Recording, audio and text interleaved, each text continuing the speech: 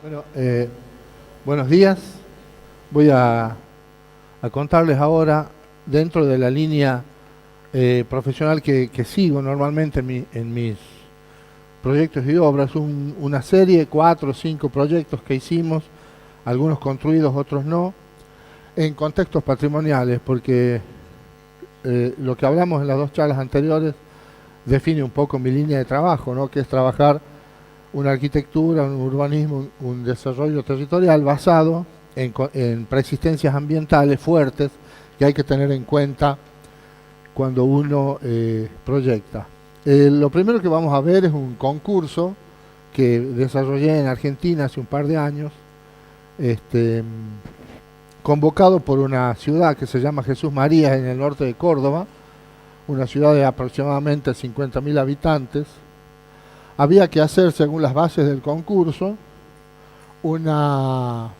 el concurso tenía doble finalidad: una propuesta urbana para la ciudad y una propuesta de refuncionalización de la Biblioteca Sarmiento, un edificio Art Deco que cumplía 100 años. Entonces, con motivo del cumpleaños de la biblioteca, el municipio de la ciudad organiza un concurso nacional de ideas, o sea, se podía participar cualquier arquitecto matriculado de Argentina para desarrollar una propuesta que involucre una puesta en valor de este edificio y una propuesta urbana que sistematice la situación de esa ciudad.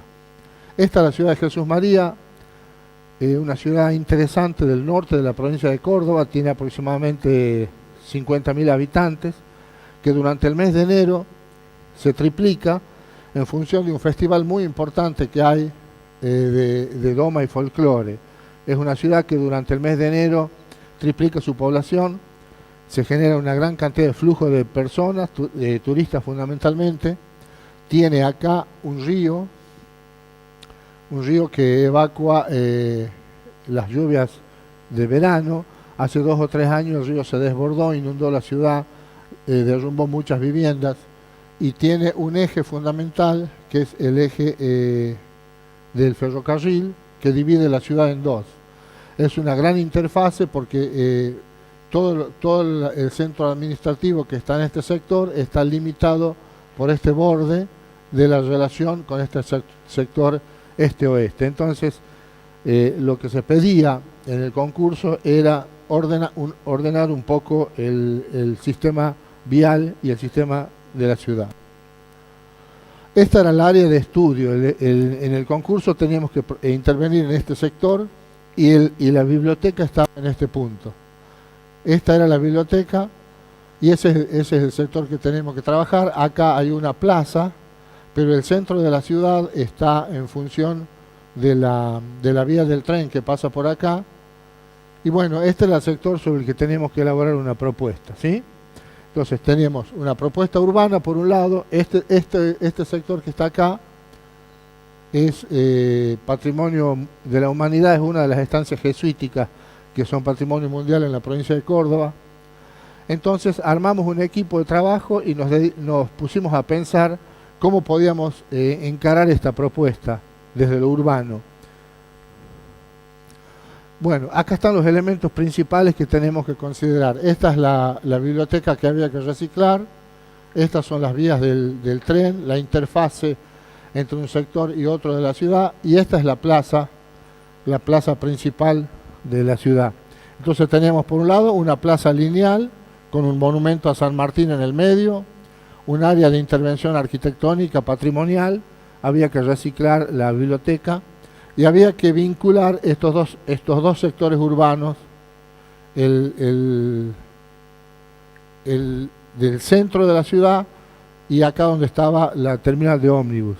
Esos eran los elementos que teníamos que tener en cuenta para la propuesta. Bueno,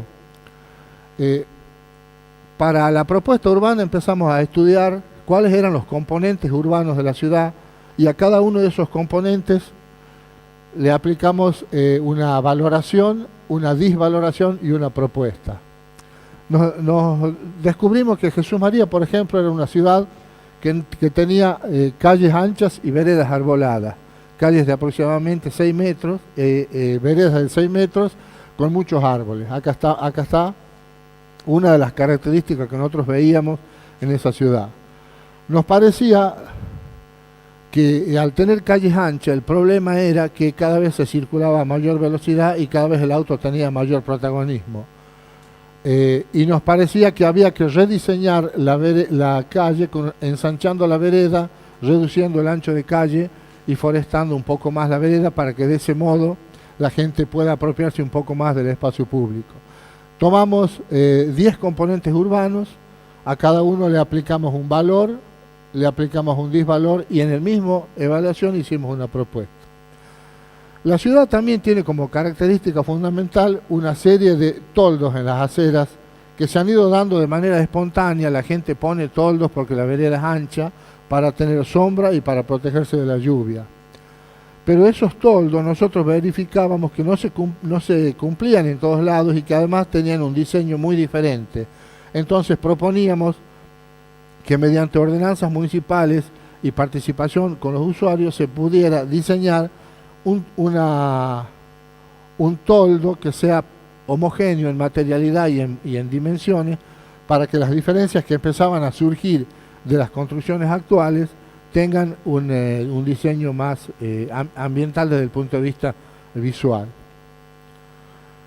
También detectamos que había una serie de manzanas compactas y equiláteras. La ciudad era una ciudad en cuadrícula y bueno, proponíamos que mediante una normativa se pudiera establecer una línea de edificación que impida los retiros para que esa línea que nosotros habíamos verificado se mantenga y no se discontinúe con retiros sobre la línea municipal.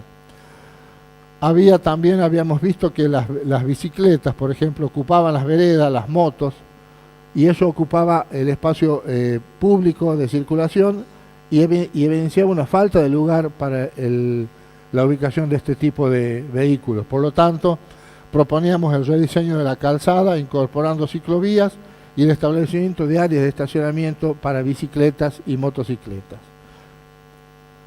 Había un parque lineal paralelo a las vías del tren que queríamos consolidar. Y bueno, esta era la barrera que nosotros identificábamos determinada por las vías del tren. El tren era una interfase muy fuerte que no permitía que las personas que vivían en este sector, por ejemplo, se vincularan fuertemente con las que vivían en este otro sector. Bueno, aparecían también algunos carteles publicitarios en las calles, de manera tal que generaban una barrera arquitectónica visual fuerte y había que trabajar sobre eso.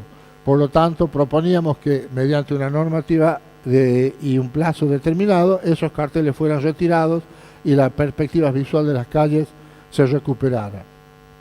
Por supuesto, como en toda ciudad, había un congestionamiento vehicular en horas pico y nos parecía interesante que hubiese una política para sacar el auto del centro y llevarlo a lugares periféricos. Bueno, y también había una problemática que el área donde nosotros teníamos que intervenir estaba a la par de una instalación policial. Por lo tanto, teníamos una biblioteca al lado de una comisaría y nos parecía que eran usos en conflicto y por lo tanto teníamos que tomar una decisión respecto a lo que íbamos a hacer con el edificio de la policía. Y también había una serie de edificios patrimoniales que había que tener en cuenta que estaban diseminados en la mancha urbana.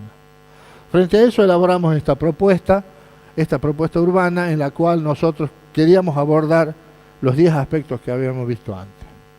Esta es la biblioteca que teníamos que reciclar. Era el Art Deco que cumplía 100 años y el concurso nos pedía que ahí tuviéramos una consideración especial sobre la cuestión patrimonial, porque era un edificio que cumplía 100 años, que no había sido intervenido y que es uno de los ejemplos del Art Deco más importantes de la provincia de Córdoba. Esto que vemos acá es la municipalidad de Jesús María y esta es la policía. Nos parecía importante que todos esos usos que teníamos en el sector se rediseñaran, se resignificaran y sobre eso era nuestra propuesta. Hicimos un puente que iba desde la terminal de ómnibus, cruzando por las vías del tren y la avenida y llegaba a la plaza. nos parecía que esta interfase fuerte que nosotros habíamos determinado acá, una avenida y las vías del tren que no permitían un flujo ordenado en el sentido este-oeste, resolverla con una pasarela, un puente por arriba, que de alguna manera cosa esa grieta, ¿no? Nos parecía que esa grieta debería ser cosida con un punto fuerte de vinculación. Y trabajábamos también en esta calle rediseñando las circulaciones y incorporando el concepto de ciclovía. Esta fue la propuesta urbana que presentamos. Acá rediseñamos algunos canales, estableciendo los estacionamientos, las ciclovías, proponemos perfiles nuevos para las calles, y esta es la propuesta urbana que hacemos. Esta es la municipalidad y acá está la policía. Entonces nosotros decimos, bueno, tenemos que abrir un canal que nos vincule este canal abrimos, demolemos el edificio de la policía y abrimos un canal peatonal que nos vincula a estas 2 cuadras. Es decir, decimos, la policía tiene que salir de ahí, se puede reubicar en otro lugar de la ciudad, que no sea tan céntrico, que no sea tan conflictivo con los usos urbanos. La ciudad tiene usos comerciales, recreativos, que son incompatibles con la ubicación de una dependencia policial. Entonces, demolíamos el edificio, dejábamos un paso peatonal por el medio de la manzana y quedaba de este modo. Este es el puente que diseñábamos, que nos vincula desde la estación terminal que está acá, por arriba hasta la plaza, de manera tal de que estas situaciones de riesgo peatonal, cuando uno tiene que acceder y cruzar esa interfase, se resuelvan. Y bueno, esta era la biblioteca cuando se estaba construyendo hace 100 años, esto es cuando se inauguró, esta es su situación actual, y esto es, había tenido un agregado acá, y esta era la zona de la comisaría, ¿no es cierto? Entonces, nosotros trabajábamos sobre este sector y proponíamos lo siguiente: incorporar, la biblioteca es esta que está acá, esta es la policía y esta es la municipalidad. Tomamos todo este complejo y diseñamos esta realidad.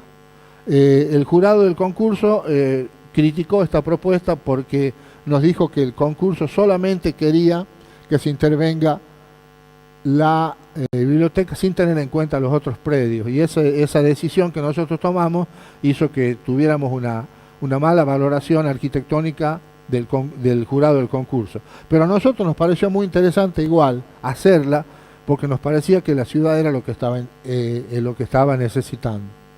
Tomábamos de la municipalidad este sector rosado y lo incorporábamos a la biblioteca. Tomábamos de la policía, que es el sector celeste, este sector lo agregamos acá y abrimos una calle que vincula las dos, por el medio del Manzano, vincula una vía con la otra. Esta es nuestra propuesta arquitectónica, y quisimos jugar con la geometría, porque nos parecía que el Art Deco, una de las características fundamentales que tiene es la geometrización de sus espacios y de sus componentes. Por lo tanto, tomando el predio en su totalidad, planteamos una geometría en función del círculo áureo, y en base a este esquema proyectamos el edificio. La biblioteca es esta, le anexamos acá un bar, generamos un acceso por este lado con un auditorio en la planta baja. Esta curva del entrepiso del bar sigue esta línea, y esta curva de la escalera de acá sigue el concepto del número de oro. Esa propuesta geométrica para nosotros era una especie de homenaje al Art Deco, que se basa justamente en cuestiones de composición geométrica. Esta planta que generamos acá mantenía la biblioteca en planta baja, generábamos un acceso nuevo, sanitarios, un auditorio que tenía desborde a la calle que desarrollábamos en el interior de la manzana, y un bar al que se podía acceder desde esta peatonal que nosotros desarrollamos. Desde acá, por ejemplo, desde acá podía acceder al bar y también era el desborde de las salas que proponíamos. Esto en planta baja. Y en planta baja, esta es la planta baja un poco más desarrollada. Acá tenemos el acceso principal, la escalera que nos lleva a la planta alta, un gran hall distribuidor que puede servir para zona de exposiciones, sanitarios para personas con otras capacidades, una zona de recepción, un paso al bar, el bar con un sistema de cocina aprovisionada desde adentro, un auditorio, y generar de este modo un complejo asociado a la biblioteca en sí mismo. La biblioteca no se tocaba y se le anexaba a esa biblioteca que había que recuperar una serie de servicios culturales y gastronómicos. La planta alta, ya llegando nosotros acá, quedaba este hall que estaba diseñado en función de las proporciones áureas. Teníamos dos salas arriba, que podían ser salas de informática o salas de conferencias. Se repetían los sanitarios, una tercera sala y la sala de lectura, hemeroteca, sala lúdica y ajedrez de la biblioteca. Esta es la planta alta de la biblioteca, ¿no?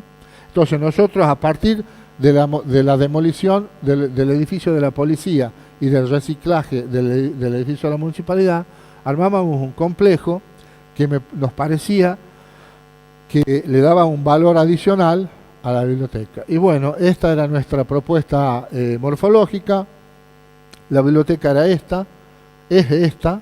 Nosotros le agregábamos acá el volumen del hall de acceso, se accedía por acá, y para vincular ambos edificios planteábamos un fuelle de hormigón que significara el fuelle entre lo anterior y lo actual. No los pegábamos, sino que lo diferenciábamos con un volumen sobrio, ¿no? Esta es la fachada actual del municipio, por eso digo que estamos actuando en contextos patrimoniales, una obra Art Deco que cumplía 100 años y un edificio de estilo italianizante, como decimos en Argentina, que tenía más o menos 120 años. Esta es la otra fachada de la biblioteca, esta es la escalera del hall que está acá adentro, y trabajábamos, esta es la calle que nosotros abrimos demoliendo el edificio de la policía, y definimos un camino interno que sale a la plaza, con aleros, con juegos para niños y como desborde de la confitería que mostrábamos allá adentro. Estos eran muros verticales de verde, porque la zona de Jesús María es una zona ganadera, es una zona donde se produce soja, maíz, trigo, y queríamos de algún modo homenajear a la actividad económica que hace fuerte ese lugar, con unas pantallas verdes que nos cerraban los espacios de los auditorios que poníamos arriba. Bueno, este lugar, que ahora es la policía, nosotros ahí abríamos la calle y ahí poníamos el bar y los auditorios abajo y arriba. O sea, esto actual quedaba como esto, ¿no? Una gran caminería que nos permitía vincular esta calle con la otra, el acceso al bar y los desbordes de los auditorios que están en la planta alta. Una arquitectura sin estridencias, nos parecía que había que acompañar a lo que estaba de manera sobria, no nos queríamos oponer, solamente poníamos hormigón a la vista acá, una cenefa de mampostería revocada, esto era lo existente, esto es lo que se veía a través de un vidrio, la escalera para subir, y esto es el conjunto nuevo, y en la otra calle esta propuesta. Bueno, a mí me pareció una propuesta muy interesante, aunque al jurado, por supuesto, como les decía, le pareció demasiado fuera de base, porque de lo que se quería lograr era remodelar solamente el edificio patrimonial.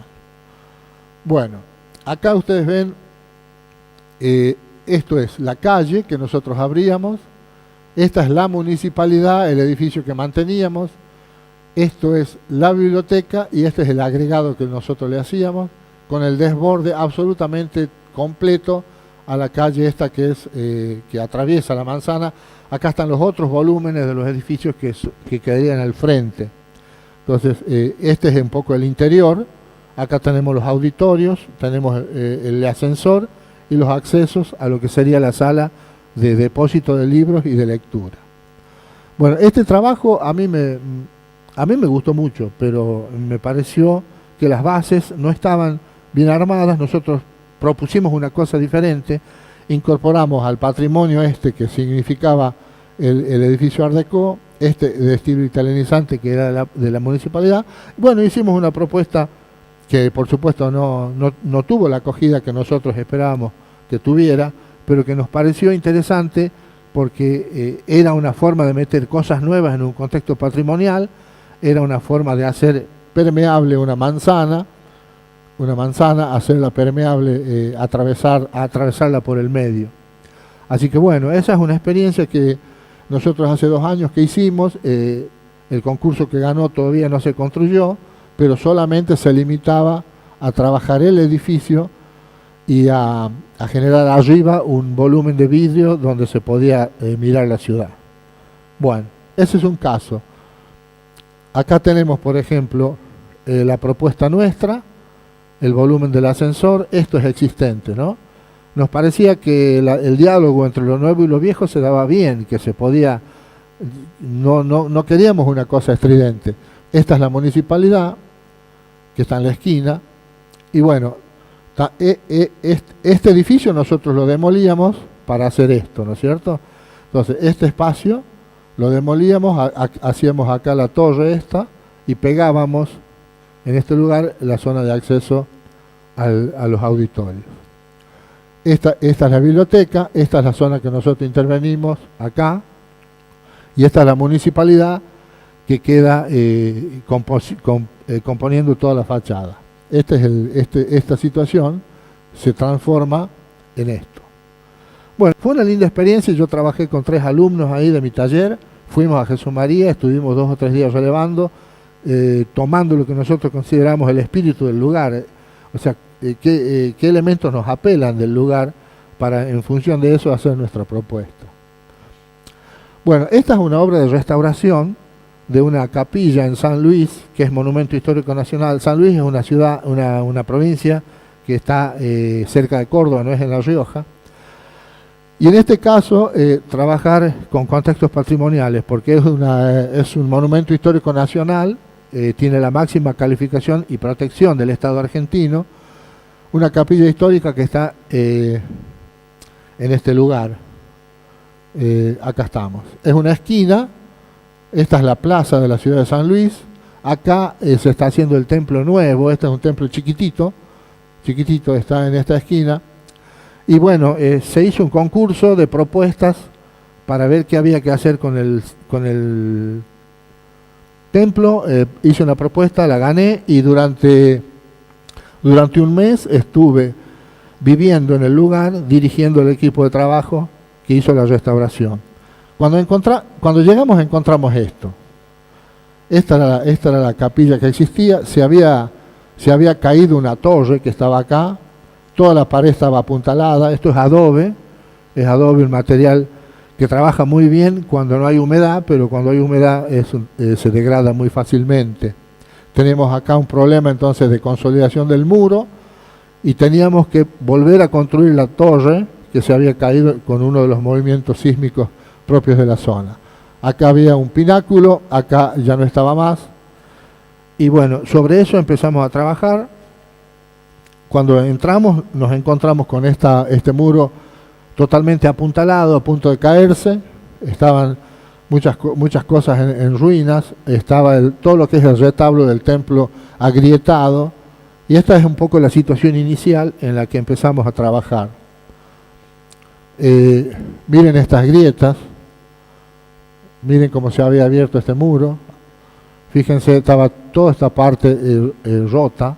Este es el templo, y tuvimos que trabajar consolidando el muro testero o el muro del frente y trabajando sobre las paredes laterales. Lo que teníamos que hacer era restaurar el edificio con tecnologías adecuadas a lo que ya estaba existente, ¿no es cierto? Teníamos que poner una tecnología que fuera compatible con la tecnología de la tierra cruda y resolver de algún modo las uniones y el agrietamiento que se había producido acá.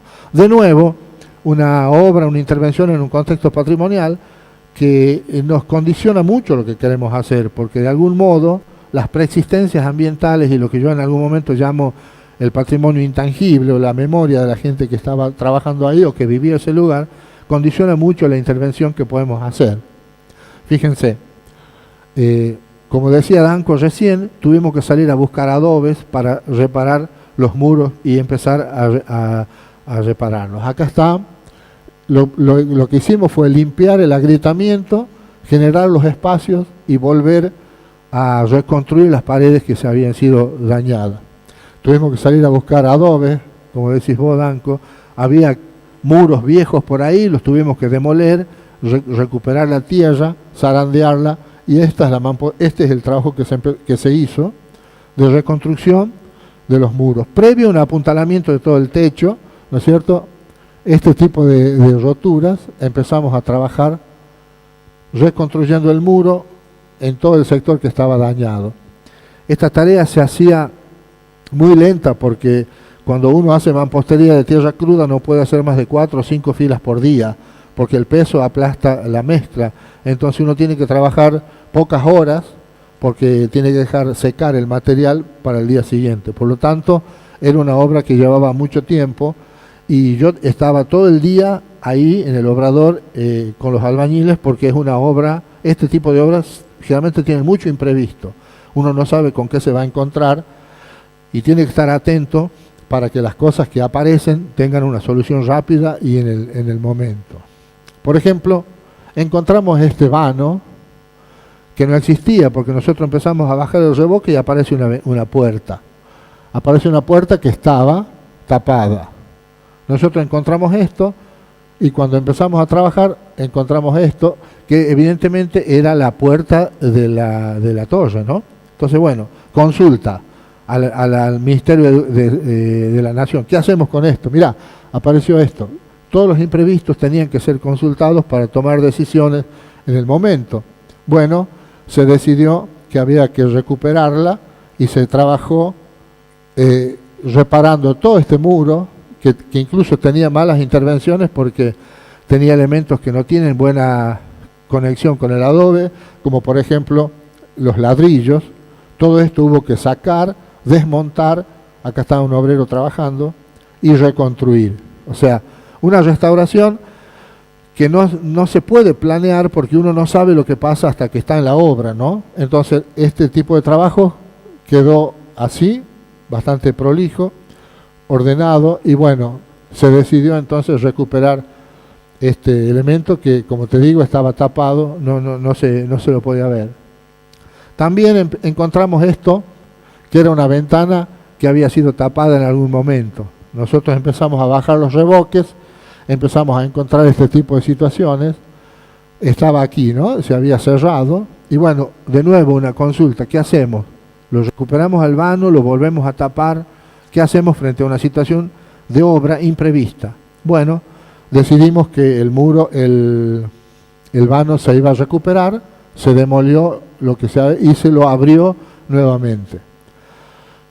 Para anclar los muros entre sí utilizamos un sistema de anclaje de madera dura, calafateada y abulonada en estos puntos, para que de algún modo las estructuras que van en ángulo recto se puedan anclar y trabajen homogéneamente frente al sismo. Esto que era ladrillo, que en algún momento se había puesto, se sacó completamente, se trabajó todo con adobe, y estos son los anclajes que pusimos para que de algún modo, frente a un nuevo movimiento sísmico, la estructura responda de manera homogénea. Este es el estado inicial. Cuando nosotros entramos está todo apuntalado, y este es el estado final. Yo fui después de 4 años y había vuelto a aparecer una grietita ahí. Seguramente algún sismo la había vuelto a activar. Reconstruimos el coro. Este coro no estaba. Aquí había un coro que se había demolido y se había tapado la puerta, como veíamos arriba. Lo rediseñamos, lo reconstruimos. Este es el estado final de la obra como quedó. Fíjense, acá no estaba el ojo, estaba tapado la ventanita que les mostré recién. Acá apareció, la hicimos de nuevo. Acá no está el coro, aquí sí está. acá está la puerta que abrimos de nuevo, que aquí no está. Es decir, una obra con muchísimo imprevisto, muy interesante para mí porque yo, como vivía en otro lado, llegaba a la obra el lunes a la mañana y me iba el sábado a la tarde. Y estaba todo el día con los albañiles ahí, tomando mate, conversando con ellos, viendo lo que hacían y atento a los imprevistos. Porque todo el tiempo aparecían imprevistos y todo el tiempo había que tomar decisiones y consultas sobre cómo íbamos a actuar frente a esos imprevistos. Esto es lo que encontramos, esto es lo que dejamos. Rediseñamos el altar, hicimos un altar con piedra de la zona. El retablo lo construimos en madera, en adobe. Hicimos un nicho para la Virgen y 2 nichos para otras imágenes que había ahí. Rediseñamos el sagrario. Entonces, esta sería la situación inicial. Cambiamos la luminaria y esta es la situación final. Cambiamos el piso. En fin. Y esta es la torre como quedó. Hicimos la torre nueva. Esto así se ve desde adentro. Y esto es la situación inicial y esta es la situación cuando nos fuimos de la obra. Fíjense, acá aparece la ventanita, que aquí estaba cerrada. Hicimos la pilastra esta, que acá no estaba. Hicimos la torre que se había caído. Y de algún modo nos pareció una obra muy interesante desde el punto de vista de trabajar con el patrimonio, trabajar con persistencias culturales del modo inmaterial, si se quiere. Y fue una experiencia linda porque yo nunca había trabajado con adobe, me tuve que poner al tanto de la técnica de este material y de paso enseñarle a los albañiles, ¿no? Porque eran chicos con muy buena predisposición, pero con muy poco entrenamiento en el tema. Fueron aprendiendo, fueron trabajando. Generamos una escuela de albañilería en ese mes para los 3 o 4 personas. Acá estamos trabajando en el patio, cortando las maderas. Y bueno, este es el equipo al final. Acá estoy yo con más o menos 20 kilos menos. Era joven en ese momento. Fue una experiencia muy interesante para mí porque me enseñó o aprendí a trabajar con el patrimonio desde la tecnología. En el caso anterior, proponíamos una arquitectura nueva frente a un edificio patrimonial. En este caso, lo que estábamos haciendo era construir y restaurar un edificio con una tecnología de tierra que seguramente en algunas regiones de Bolivia también existe y que en Argentina, sí, en todo el norte está muy, muy vigente. Bueno, este es un proyecto que también es producto de un concurso que hice en La Rioja para una iglesia muy chiquita en un pueblito muy chiquito que fue destruida por un sismo.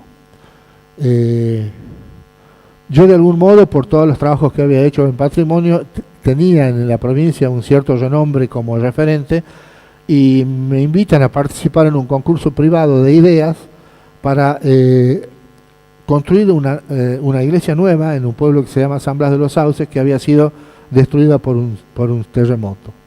Esta era la iglesia antigua, estaba el volumen de la torre con su campanario, una nave lateral en muy malas condiciones, que es la que se cae cuando el sismo.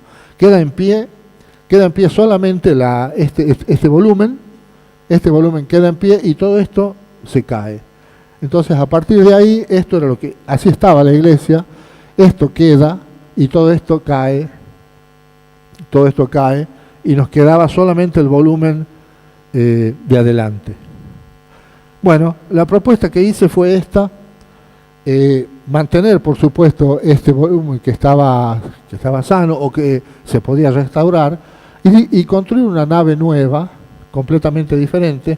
Fíjense ustedes, esta era la nave que se había caído y esta es la nave que proponíamos nosotros. Mantener la longitud, esta longitud era la misma, pero acá hacíamos una nave nueva, con una característica particular. Nos parecía cómo pegar una cosa que tiene por lo menos 200 años con un edificio que es nuevo. Había que hacer algo ahí, ¿no? Como para que esas dos cosas se vinculen. En el caso de Jesús María habíamos puesto una torre con los ascensores para vincular la biblioteca con el edificio nuevo. ¿Qué poníamos acá?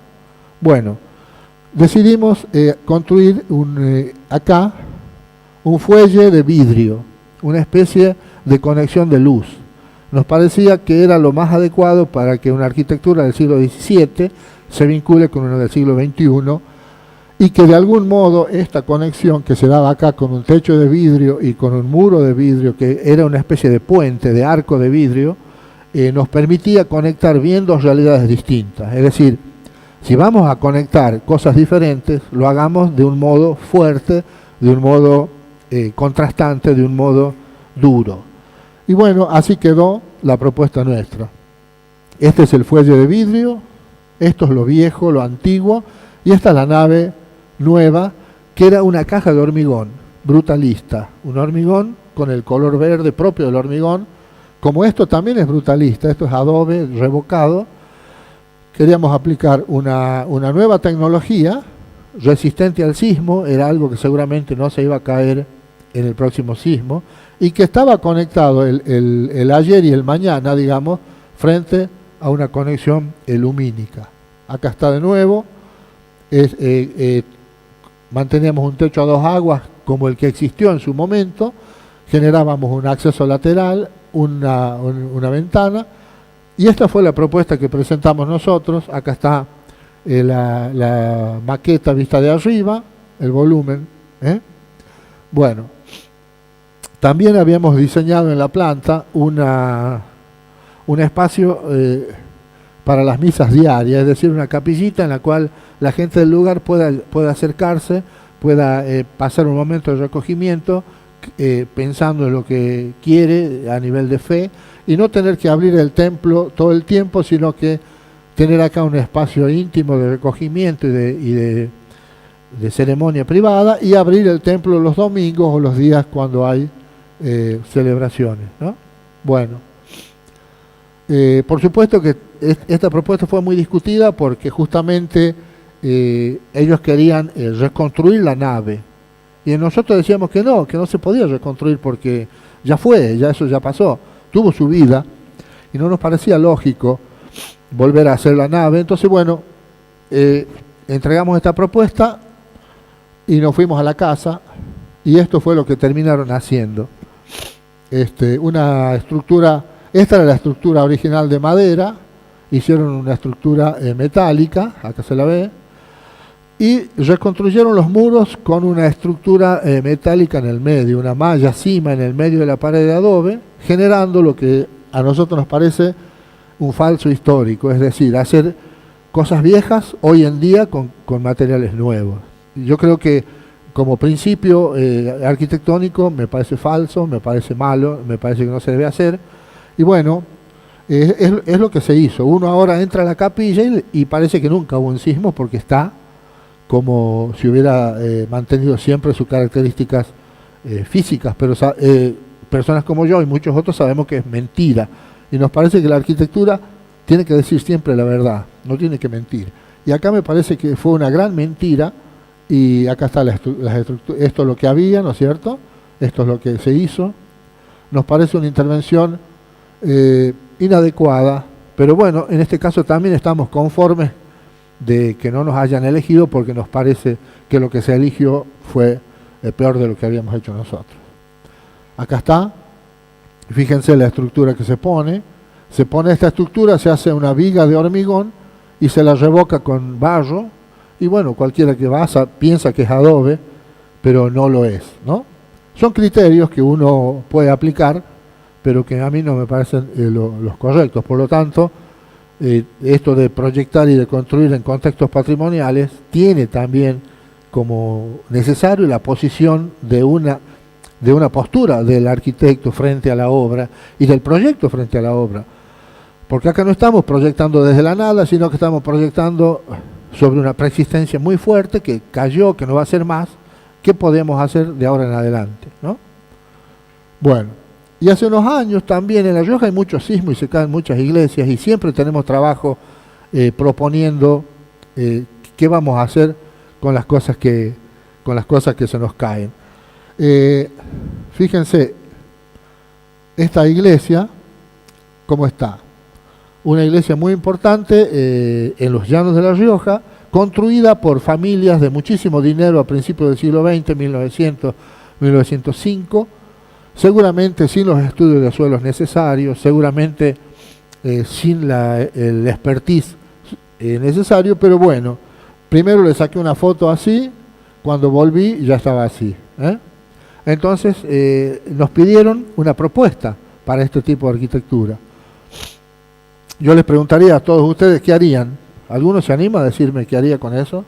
Si el dueño de ese inmueble te pide a vos arquitecto, a ver, hágame una propuesta, ¿qué puedo hacer con eso?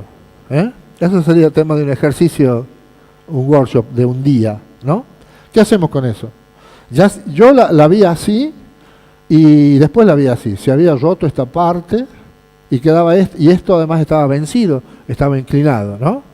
Es un lindo ejercicio porque estamos diseñando en contextos patrimoniales, no es un tema fácil y tenemos que estar los arquitectos preparados para estas cosas, porque no siempre vamos a hacer cosas tan bellas como las que hace Mijail o las que mostró Danko recién. A veces vamos a tener que hacer cosas comprometidas con un ambiente, con un paisaje, con una cultura muy fuerte, ¿no?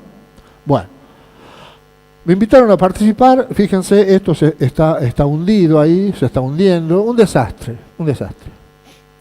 Se cayó el techo, primero, esto es antes de que se cayera esta parte, esto era un retablo importante. Este pueblo hoy tiene 80 habitantes, imagínense lo que era esta iglesia hace 100 años en un pueblo que tenía 80 habitantes. ¿Cuál es la razón de ser de una iglesia como esta en un pueblito de 80 habitantes? La fe de una persona que tenía muchísimo dinero, que creía en estas cosas y que para homenajear a su Dios construye una iglesia monumental como esta en un pueblo de 80 habitantes. Uno dice, es increíble, no puede pasar, pero pasa, la fe genera estas cosas y muchas otras, ¿no? Bueno, cuando nos invitan a participar del proyecto, esto estaba entero, y cuando vamos a visitarlo, como digo, ya se había partido en dos. Bueno, nosotros fuimos, detectamos algunas patologías, estaban los escombros de lo que se había caído nuevo, los hundimientos, hicimos un plano de daños y sobre ese plano dijimos, ¿qué podemos hacer acá? El desplome de la torre, el derrumbe del muro, en fin. Fuimos rápidamente, hicimos una revisión, fuimos con un ingeniero, le preguntamos qué podíamos hacer con esta torre, que estaba en muy mal estado, acá era un punto crítico. El muro de atrás también se estaba yendo para atrás, se cae, estos estaban todos agrietados, había explosionado esto y teníamos una torre inclinada. Había otros equipos trabajando también, nosotros no sabíamos, eran amigos nuestros, pero no sabíamos muy bien qué iban a hacer y teníamos mucha intriga por saber con quiénes estábamos compitiendo. Bueno, y tomamos 10 premisas y hicimos 10 propuestas. Esa fue nuestra propuesta frente a esto. Sintéticamente nosotros dijimos, esto es una ruina y tiene que seguir siendo una ruina. Lo que queremos hacer es dignificar su condición de ruina, como el Partenón, como el Coliseo, como Machu Picchu. No podemos reconstruir algo que no sabemos bien cómo fue, no podemos volver atrás en una situación en la cual la decadencia del edificio dijo basta. Entonces dijimos, bueno, esto para nosotros tiene que ser una ruina, pero no así como está. No esta ruina, no esta ruina llena de mugre, llena de cosas así en mal estado. Dijimos, nuestra propuesta es dignificar su condición de ruina. Y bueno, hicimos algunas estrategias, submurar las fundaciones de las torres, para que no sigan desplomándose, estabilizarlas en su situación actual, porque nos parecía que si no las estabilizábamos se iban a terminar cayendo, pero no queríamos poner nada aquí, una riostra que las vincule, no nos parecía que las tuviéramos que coser, era otro sistema de cocimiento, no las queríamos coser, simplemente estabilizarlas en su situación actual, limpieza, anastilosis y nada más.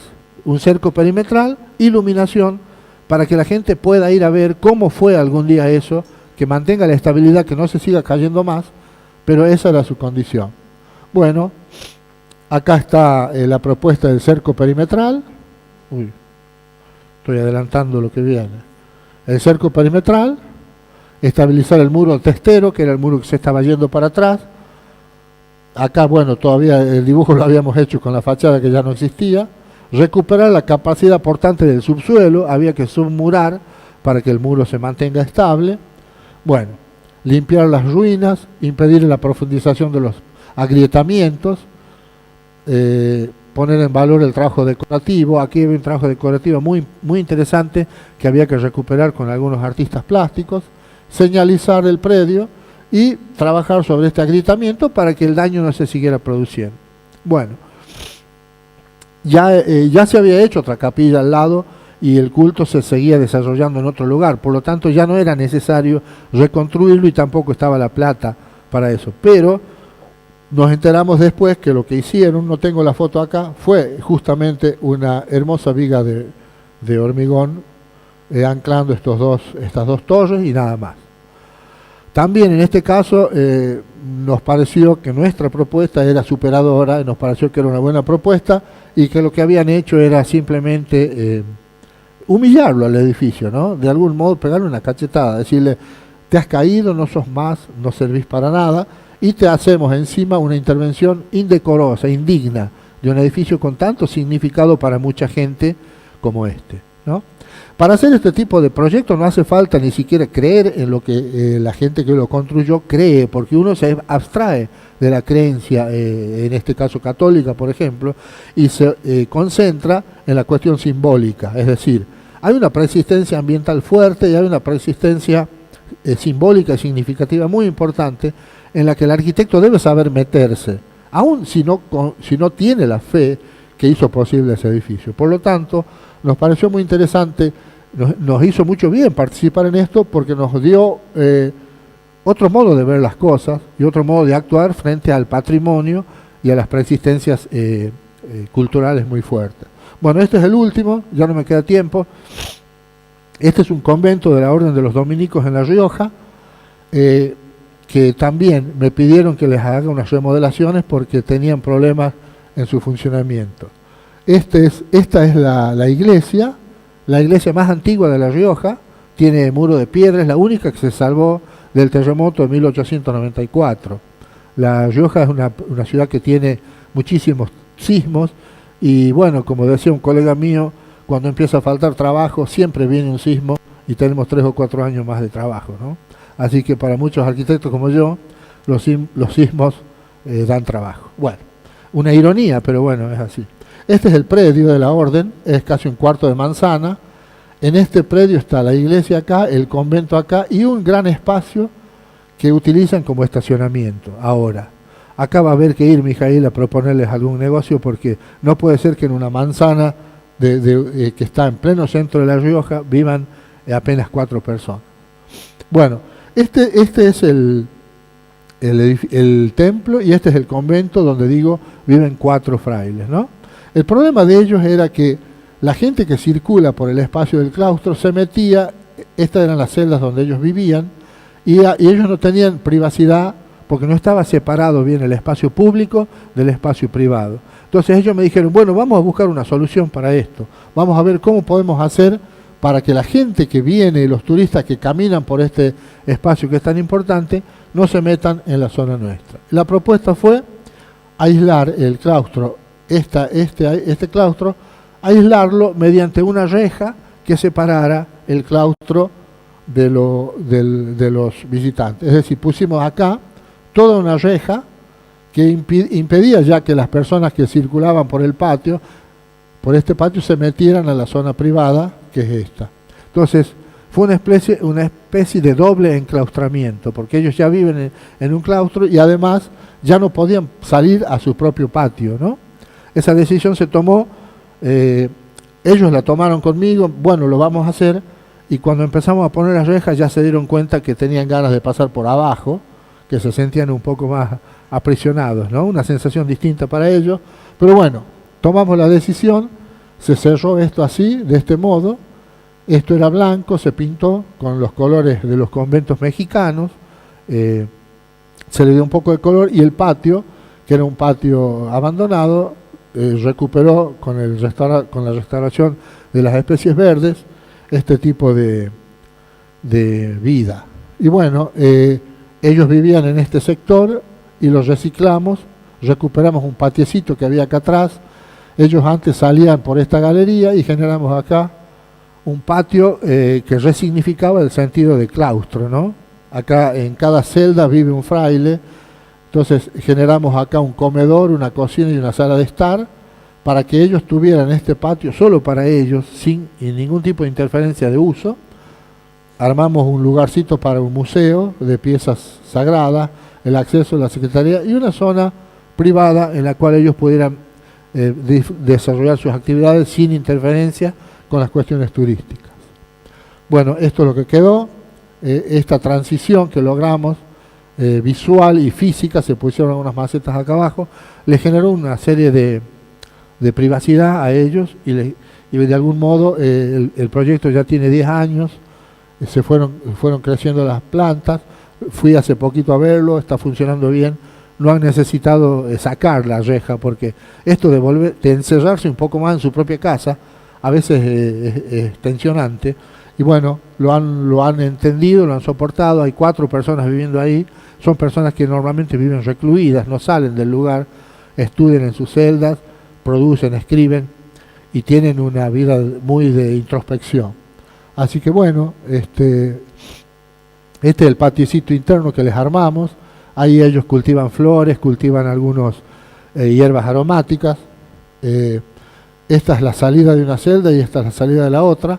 Generamos un recinto en el cual ellos pueden sentarse a conversar, a hablar de sus propias cosas. Este era el patio, apenas lo habilitamos, ahora ya tiene un poco más de vegetación. Esto es cuando le entregamos la obra, se ha ido desarrollando, y ellos han logrado un espacio íntimo de vinculación, de conexión. A veces voy a verlos, conversamos ahí, están muy cómodos. Entonces, ¿qué hemos logrado acá? Un aislamiento sobre el aislamiento previo. Ellos tenían una vida recoleta, digamos, pero tenían una interferencia de uso frente a otras actividades turísticas, y nosotros lo que logramos es encerrarlos un poco más todavía para que tengan una vida más, digamos, más reclusa. Bueno, acá están las celdas de ellos, acá viven ellos, estudian, trabajan. En ese momento la discusión que había era si iban a llevar el internet a las celdas o no. Después decidieron llevarlo, con lo cual pueden tener ahora su propia computadora y su propio televisor en cada una de las celdas. Este es el comedor que armamos, que tiene una visión directamente al patio. Pusimos unos blindex para filtrar el sol. Armamos una cocina moderna, donde ellos cocinan. Y de afuera, toda esta intervención apenas tiene este impacto. Uno camina por la calle y solamente ve un muro, nada más. Todo lo que hicimos fue de adentro, un interiorismo paisajístico. No agredimos nos parece que no agredimos el complejo, que también es Monumento Histórico Nacional. Tuvimos que pedir autorización para desarrollar el proyecto. Y a mí me parece una obra que, esto tiene más o menos 10 años ya, se usa muchísimo, ellos están cómodos. Y bueno, como digo, queda todavía pendiente una propuesta para los espacios vacantes que tienen en la misma manzana, pero como intervención en el patrimonio me parece que está muy poco invasiva, con muy pocos elementos, un poco audaz si se quiere el hecho de cerrar el claustro con una reja, pero bueno, el paso de los años muchas veces legitima las intervenciones, ¿no? Y si han pasado 10 años y la obra está en pie y los curas todavía me reciben para tomar mate, quiere decir que desde ese punto de vista ha sido un éxito, ¿no? Así que bueno, nada más, muchas gracias.